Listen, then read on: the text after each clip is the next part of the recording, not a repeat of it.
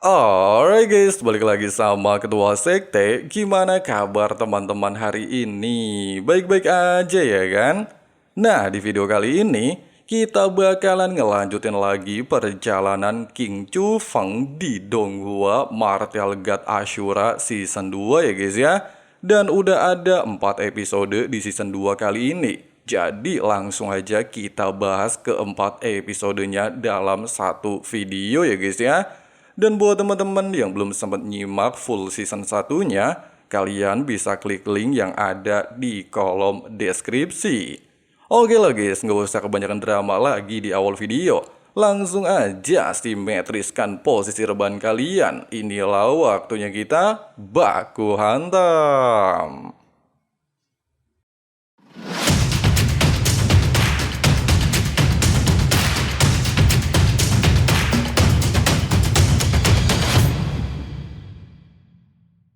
Dijelaskan, pertemuan ratusan sekte merupakan acara terbesar di wilayah Qingzhou, memperebutkan status sekte pertama di wilayah tersebut. Namun dikarenakan ratusan tahun yang lalu pendiri sekte Qinglong tewas, status sekte pertama jatuh kepada sekte Lingyuan. Sementara itu, ketika Chu Feng yang diketahui berada di ranah martial pro tahap ke-6 dari Sekte Qinglong sedang berada di atas arena untuk mendapatkan gelar murid terbaik menghadapi Dugu Xiangyu dari Sekte Lingyun, dia tiba-tiba saja mendapatkan sebuah ilusi tentang seorang sosok luar biasa kuat yang akan membawa kehancuran bagi seluruh dunia. Bahkan berniat menghancurkan seluruh makhluk jika kekasihnya sudah tidak ada di dunia. Untungnya saja, Dan segera menyadarkan Chu Feng dari ilusinya, sehingga dia bisa kembali fokus menghadapi Dugu Xiangyu. Di saat Chu Feng melakukan baku hantam, banyak penonton meremehkan kemampuan Sekte Qinglong. Pasalnya selama ratusan tahun, posisi sekte pertama selalu dimenangkan oleh Sekte Lingyuan. Mendengarkan hal tersebut, Li Changjing alias ketua sekte Qinglong lantas meminta Yu Linglong alias ketua sekte Yun untuk tidak khawatir. Selain Chu Feng memiliki kemampuan, dia pasti bisa masuk ke dalam daftar peringkat dan membawa sekte Qinglong kembali berjaya.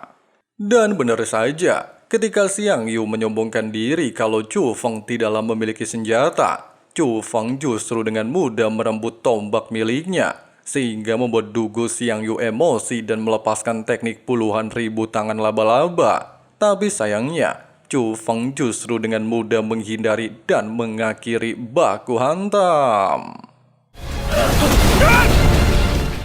Di saat Chu Feng dinyatakan menang dan masuk ke dalam daftar murid unggulan, Yan Yang Tian alias ketua sekte Lingyun lantas memerintahkan Dugu Aoyun untuk menghabisi Dugu Xiangyu, sehingga si bebeduk tidak lagi bikin malu sekte Lingyuan.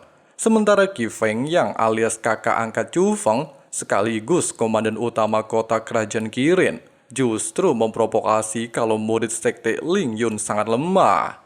Tidak berselang lama, Aoyun langsung menjalankan perintah menghabisi Xiang Yu saat dia keluar dari arena pertandingan.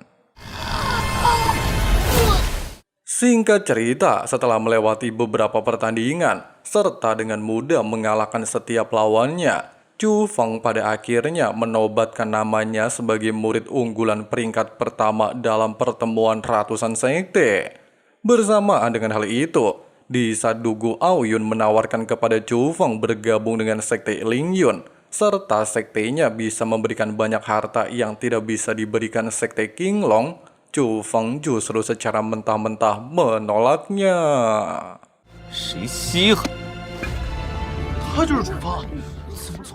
Mendapatkan laporan atas penolakan Chu Feng, Yan Yang Tian lantas berniat memberi pelajaran kepada Chu Feng dan sekte Qinglong karena telah menyinggung sekte Lingyuan.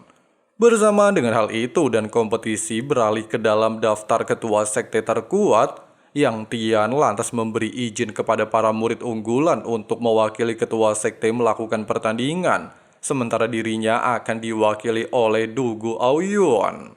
Tidak membutuhkan waktu lama melihat Aoyun mampu dengan mudah menjatuhkan seorang ketua sekte, serta melakukan tindakan kejam, Chu Feng lantas menyadari satu hal, di mana sekte Ling Yun seolah-olah ingin menyingkirkan pihak yang sengaja menentang mereka. Tepat ketika Li Changjing mendapatkan giliran untuk melawan Ao Yun, Chu Feng sempat menawarkan diri mewakilinya. Namun ketua Li justru menolak dan menegaskan, sebagai ketua sekte, dia haruslah turun ke atas arena baku hantam.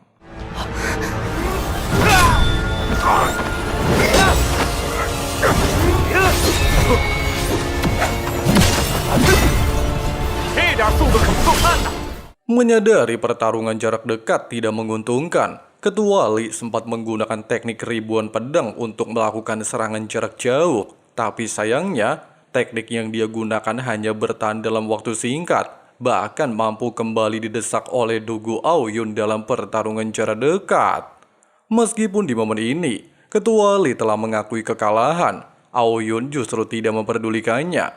Bahkan ketika Chu Feng berusaha menyelamatkan ketua sektenya, dia justru mendapatkan tekanan dari Yang Tian, sehingga membuat nasib Ketua Li berakhir tragis.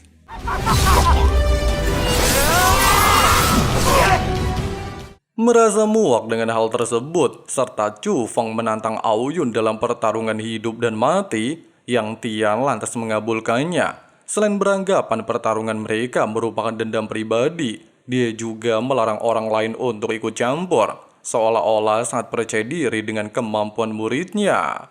Di awal pertandingan, meskipun Chu Feng telah menggunakan kekuatan petir Dewa Emas untuk meningkatkan kekuatannya satu level, namun hal itu masih saja belum cukup mengimbangi kekuatan Dugu Ao Yun yang diketahui berada di ranah Martial Profound tahap 8.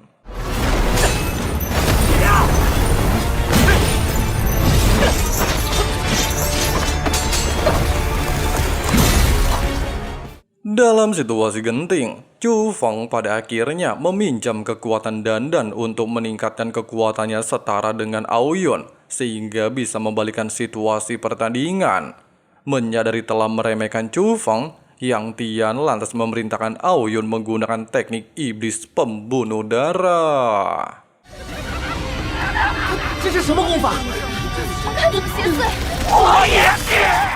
Dandan menjelaskan, teknik iblis darah merupakan teknik yang telah lama menghilang, dilatih dengan cara menyerap sumber esensi. Namun jika tidak bisa mengendalikannya, maka penggunanya akan selamanya berubah menjadi iblis. Oleh sebab itu, Dandan meminta Chu Feng untuk menggunakan kekuatan spiritual.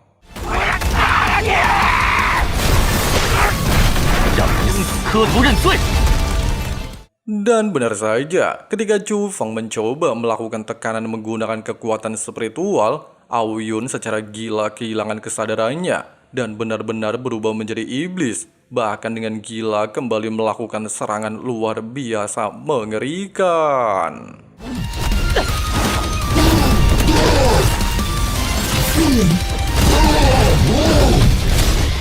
Dalam situasi terdesak, Chu Feng lantas memanfaatkan tombak Xiang Yu untuk memberikan serangan kejutan, serta memberinya waktu melepaskan teknik pembunuh harimau putih untuk mengakhiri baku hantam.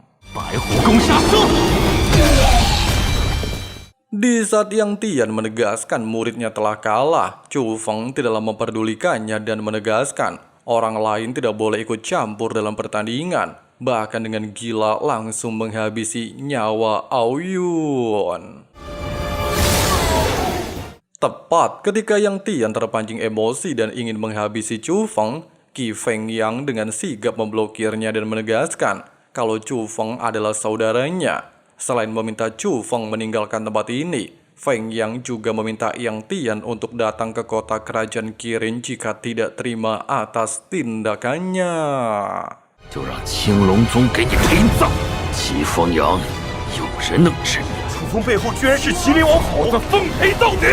楚风有点意思。 Malam harinya di kota kerajaan Kirin, di saat Lin Moli alias penguasa kota sedang merasa puas mendapatkan harimau iblis angin untuk dijadikan hadiah bagi putranya bernama Lin Chong, dia tiba-tiba dihampiri oleh Yang Tian dan Gui Mian. Selain mengancam bahwa Qi Feng yang sebentar lagi akan menembus ranah Heavenly Martial, serta akan menggantikan posisi Lin Moly sebagai penguasa kota, Yang Tian juga mengancam akan membongkar keberadaan makam kaisar yang telah ditemukan oleh Lin Moly. Di saat Lin Moly ketar-ketir mendengarkan hal tersebut, serta jika rahasianya terbongkar bisa menimbulkan murka kaisar, Yang Tian justru memintanya untuk santuy aja, di mana dia berniat untuk membantunya. Namun dengan syarat, Lin Moly harus mengerahkan pasukan untuk menghancurkan sekte Qinglong dan membunuh Chu Feng. Keesokan harinya, ketika Su Rao dan Su Mei sedang memeriksa titik formasi dan menggantikan tugas Chu Feng yang saat ini mengobati ketua sekte, sebuah keributan tiba-tiba saja terjadi, di mana Gui Mian bersama pasukan kota Kirin terlihat menyerang sekte Qinglong.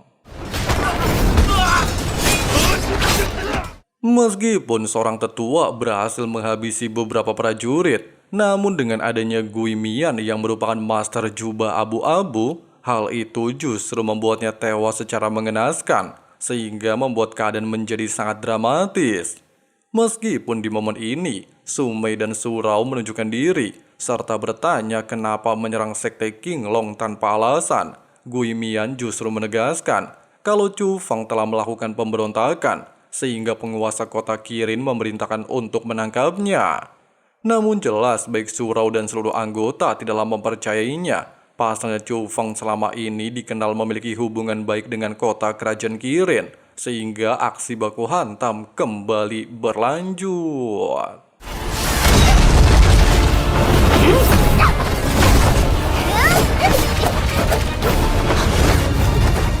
Lagi dan lagi dengan statusnya sebagai jubah abu-abu, Gui Mian dengan mudah mengatasi anggota sekte Qinglong. Bahkan menyadari Su Mei dan Su Rao cukup aduhai, dia berniat untuk membawa mereka berdua. Tapi tiba-tiba...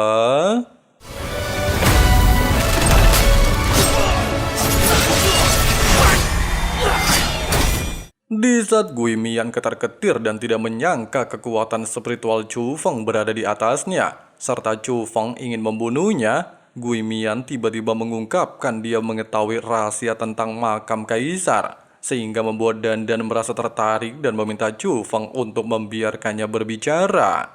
Gui Mian menegaskan, kota kerajaan Kirin telah menyembunyikan pintu masuk makam kaisar yang berada di reruntuhan keluarga Gong. Di saat Chu Feng lengah mendapatkan informasi tersebut, Gui Mian sempat ingin melakukan serangan diam-diam, tapi sayangnya hal itu justru merenggut nyawanya di tangan Chu Feng.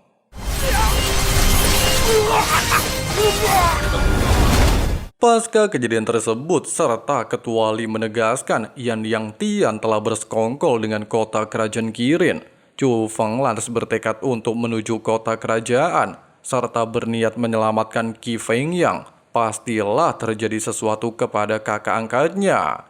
Malam harinya, ketika Lin Chong alias anak Lin Moly sedang ingin bercocok tanam bersama beberapa gadis yang dia culik, Chu Feng tiba-tiba saja menunjukkan diri dan langsung menghajar serta menculiknya. Keesokan harinya, ketika Lin Moly dan Yang Tian ingin segera menghabisi Qi Feng yang serta memancing Chu Feng demi menyelesaikan masalah, tiba-tiba...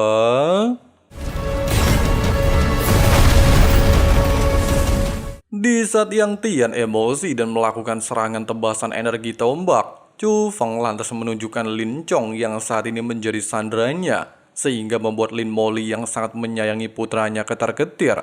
Bahkan kali ini, dia justru menentang Yang Tian untuk tidak bertindak gegabah, serta meminta Chu Feng menukar Lin Chong dengan Qi Feng Yang.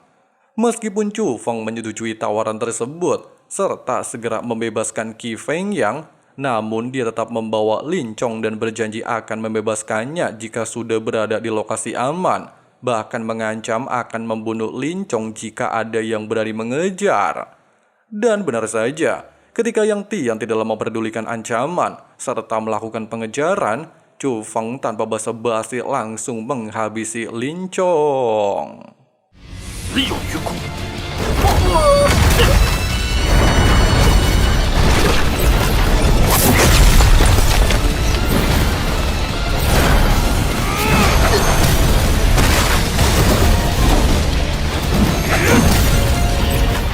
Menyadari tidak bisa melakukan baku hantam sambil menyelamatkan Qi Fengyang, serta kekuatan musuh berada di atasnya, Chu Feng lantas meminta bantuan Dandan, sehingga sang ratu segera menggunakan sayap iblis untuk meningkatkan kecepatan dan membawa mereka menuju lembah Baiku.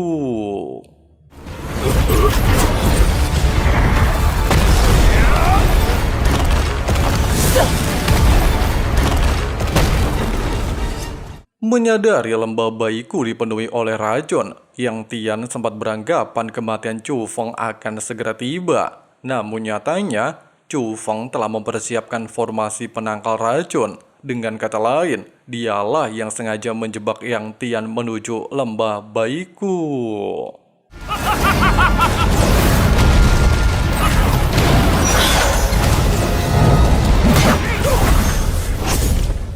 Di saat Yang Tian ingin memastikan kematian kedua musuhnya, namun menyadari sudah tidak sanggup menahan tekanan racun di tempat ini, dia pada akhirnya memutuskan meninggalkan tempat ini, serta beranggapan Chu Feng dan Feng yang pastilah tewas dengan sendirinya. 大哥， Singkat cerita, Qi Fengyang dan Chu Feng ternyata diselamatkan oleh Jiang Hengyuan alias paman kaisar kerajaan Jiang. Di tempat ini juga ada Jiang Wusang yang merupakan pangeran kerajaan Jiang, di mana setelah mengetahui tindakan penguasa kota Kirin yang bekerja sama dengan sekte Lingyun serta menyembunyikan makam kaisar, Jiang Wusang secara pribadi membawa perintah kaisar untuk menghukum mati Lin Moli. Bahkan meski berada di ranah martial Profound tahap 5, namun berkat adanya harta langka tinju Aldos, Wusang mampu dengan mudah menjalankan perintah. Di saat Wusang mengutarakan niatnya ingin segera menghabisi Yang Tian, Jiang Hengyuan lantas meminta Wusang untuk berhati-hati. Pasalnya jika sebuah sekte berani mencampuri urusan kerajaan, maka pastilah ada dukungan kuat di balik sekte Lingyuan. Mengesampingkan hal tersebut, serta mengetahui Chu Feng juga diselamatkan oleh pamannya, bahkan mengetahui kehebatan Chu Feng, Wusang sempat ingin bertemu dengannya. Tapi ternyata Chu Feng telah pergi menuju sekte Lingyuan. Bahkan Jiang Hengyuan beranggapan Chu Feng akan berperan penting untuk mengungkap kebenaran di wilayah Qingzhou. Sementara itu di sekte Lingyuan memanfaatkan kepergian Yang Tian yang saat ini balas dendam ke sekte Qinglong, serta sudah memindahkan seluruh anggota sekte ke makam puluhan ribu tulang, Chu Feng justru memanfaatkan keadaan untuk menyerap ribuan harta di gudang harta sekte Lingyuan, bahkan berhasil membantunya menerobos ranah martial Profound tahap 7. 继续吧，资源还有很多。 我到玄武七城了。 Di tengah-tengah pencapaian tersebut, baik Chu Feng dan Ratu tiba-tiba dikejutkan merasakan aura luar biasa dari teknik iblis pembunuhan darah, di mana ternyata para anggota sekte Lingyun telah menggunakan teknik tersebut untuk menyerap esensi darah dari anggota sekte lain yang telah mereka sandra sebelumnya, sehingga tanpa basa-basi, Chu Feng menghabisi mereka satu persatu.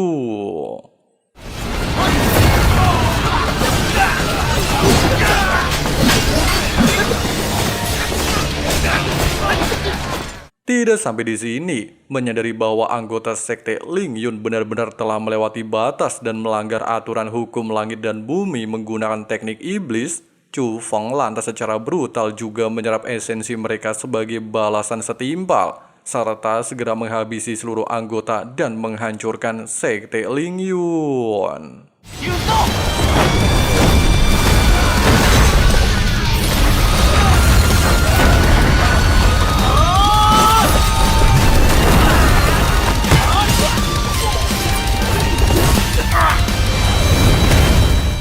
Singkatnya, menyadari kekuatannya belum cukup untuk menghadapi Yang Tian, Chu Feng lantas memutuskan untuk meningkatkan kekuatannya secepat mungkin, serta pergi ke makam Kaisar Xuanwu sebelum kembali ke sekte Qinglong.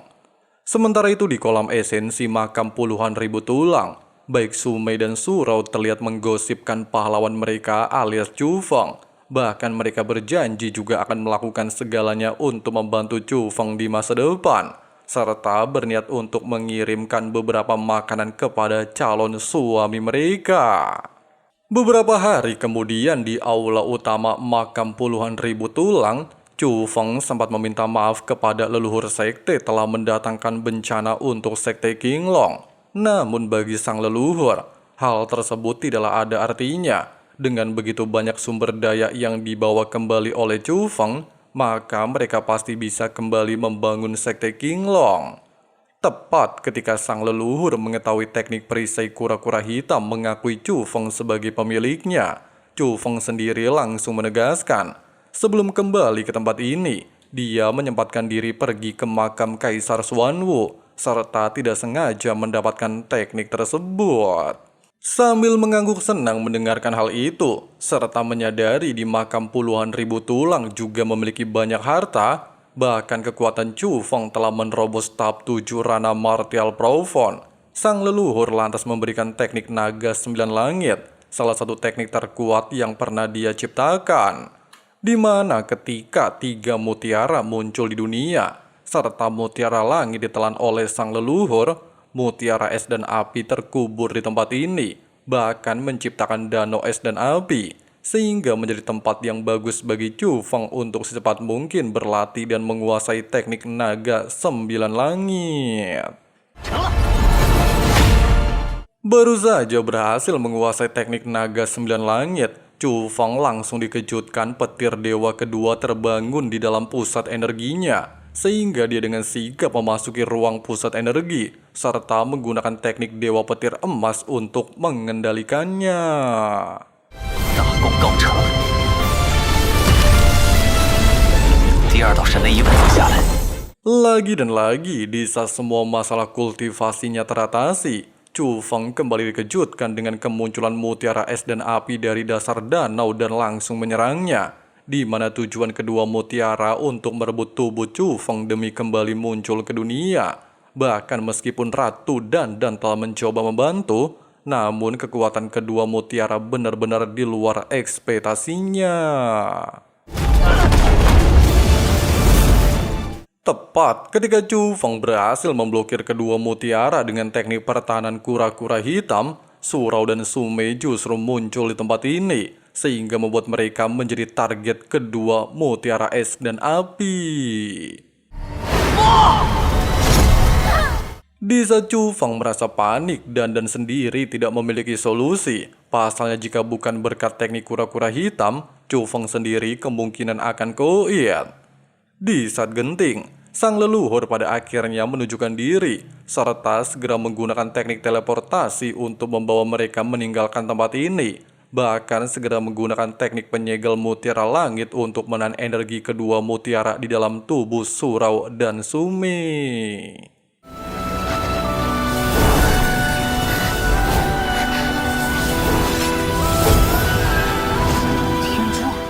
Meskipun cara yang dia gunakan bisa menyelamatkan nyawa kedua gadis, tapi sayangnya hanya bisa bertahan dalam waktu 1 tahun, serta hanya bisa diselamatkan oleh seorang master spiritual berjubah ungu.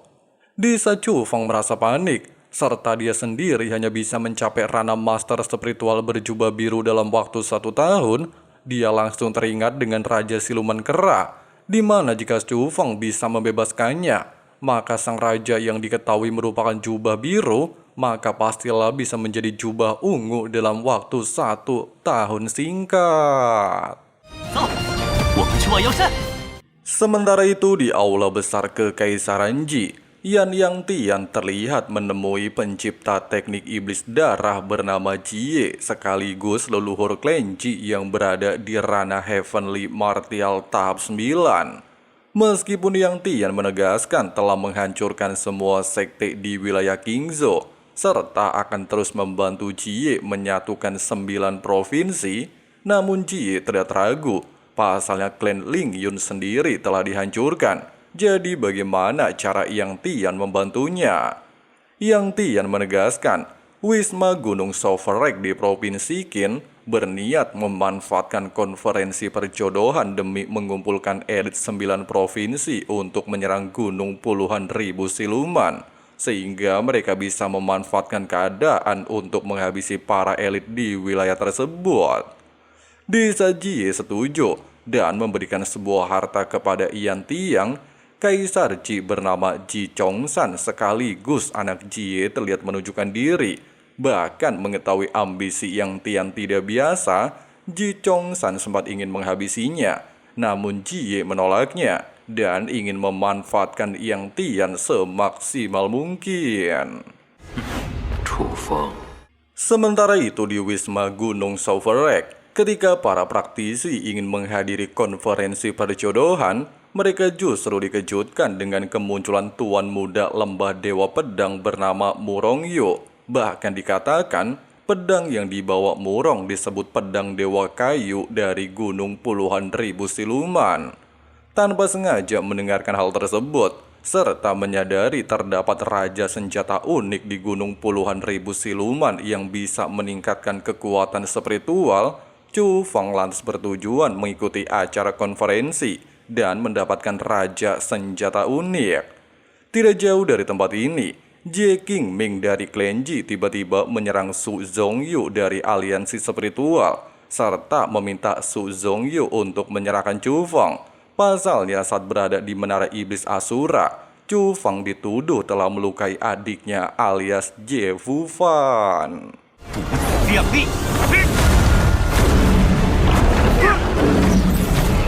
Di tengah-tengah keributan ketika Chu Feng menunjukkan diri, Jie Qingming sempat terpancing emosi dan melakukan serangan. Namun tindakannya langsung dihentikan oleh Jiang Wusang. Desa Jiang Wusang menegaskan klan Ji sangat terkenal di 9 provinsi, tapi justru menggunakan ranah Heavenly Martial untuk menindas junior di ranah Martial Profound.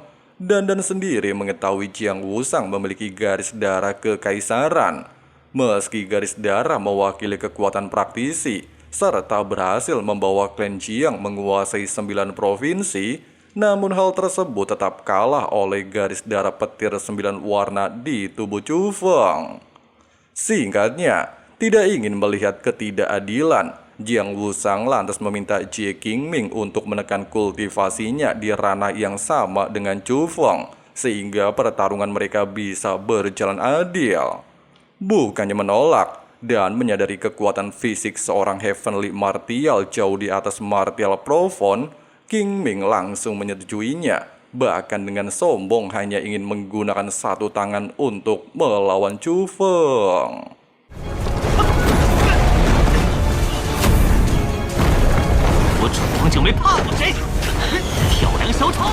Baru saja baku hantam dimulai dan menyadari kekuatan Chu Feng bukan kaleng-kaleng, Jie Qingming justru mengingkari ucapannya. Selain menggunakan dua tangan, dia juga menggunakan kekuatan aslinya, serta melepaskan teknik pemindah gunung. Meskipun Chu Feng berhasil menghindari setiap serangan dengan teknik Dewa Petir Emas dan teknik Naga 9 Langit, namun ketika dia mencoba menyerang, tubuh Qingming tiba-tiba diselimuti oleh zirah duri yang sangat tebal, sehingga Chu Feng segera menggunakan teknik kura-kura hitam untuk beradu kekuatan.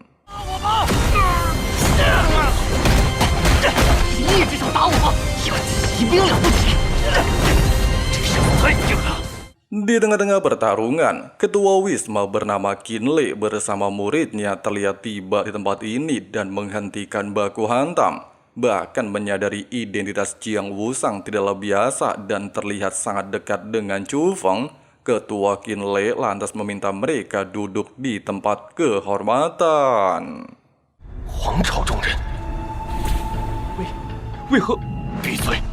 Singkatnya, setelah saling berkenalan, Jiang Wusang lantas menjelaskan sebuah fakta, di mana meski Chu Feng telah menghancurkan sekte Lingyun serta memusnahkan teknik darah, namun pada dasarnya, teknik aliran darah berasal dari klan Ji. Menurut informasi, meski klan Ji yang menguasai 9 provinsi di Laut Timur, namun dinasti klan Ji, Liu dan Zhou masihlah menguasai 3 benua. Meskipun pada dasarnya keempat dinasti hidup berdampingan dengan damai, namun klan Ji memiliki ambisi besar untuk menguasai seluruh benua. Bahkan dengan keunggulan teknik iblis, klan Zhou dan klan Liu telah menjadi korban. Sedangkan saat ini, klan Ji sedang mengincar 9 provinsi milik klan Jiang. Tidak sampai di sini, dikarenakan dia mendengar klan Ji telah mengutus mata-mata menyelinap ke dalam gunung puluhan ribu siluman, hal itulah yang memancing Jiang Wusang datang ke tempat ini. Sementara itu di gudang harta, selain merubah peta penyerangan gunung puluhan ribu siluman, Yang Tian juga secara sengaja menghabisi ketua Qinlei dan menggunakan teknik penyamaran menyerupai sang ketua. Singkat cerita, dengan tubuh penyamaran, Yang Tian lantas memulai acara konferensi perjodohan, di mana acara tersebut bermaksud mencarikan jodoh untuk putri-putri angkatnya. Namun dengan syarat, setiap praktisi haruslah menghabisi monster di wilayah gunung puluhan ribu siluman. Siapapun yang memiliki kekuatan, barulah layak menjadi suami bagi putri-putri angkatnya. 好戏登场了。 或许秦磊想要的，区区美色就沦陷了。 刚干一番大戏。 Di tengah-tengah acara tersebut, terlihat seorang wanita berjubah ungu melakukan tarian bersama gadis lainnya. Bahkan dengan secara sengaja, gadis tersebut mendekati Chu Feng, sehingga membuat King Chu Feng merasa familiar dan seolah-olah pernah melihat gadis berpakaian ungu tersebut. 我只帮一次。在哪儿见过他？ Nah, ternyata gadis misterius tersebut bernama Ziling sekaligus cucu dari Zi Xuanyuan, di mana tujuannya datang ke tempat ini juga untuk memasuki gunung puluhan ribu siluman demi menerobos ranah Heavenly Martial, serta berniat menghabisi siapapun yang mengetahui identitasnya memiliki tubuh langit. Nah guys, seperti itulah pembahasan alur cerita Donghua Martial God Ashura Season 2 episode 1 sampai episode 4-nya. Sekali lagi Mimin ingatkan, buat teman-teman yang belum nonton season 1-nya, udah ada di daftar playlist ya guys ya. Di sana udah Mimin buatkan full season 1-nya. Atau kalian bisa klik link yang ada di kolom deskripsi. Oke lah guys, makasih banyak banget buat teman-teman yang udah nonton videonya sampai habis. Di sini Abang Frank si Ketua Sekte undur diri dulu. See you and bye. Hey man, how the hell you do?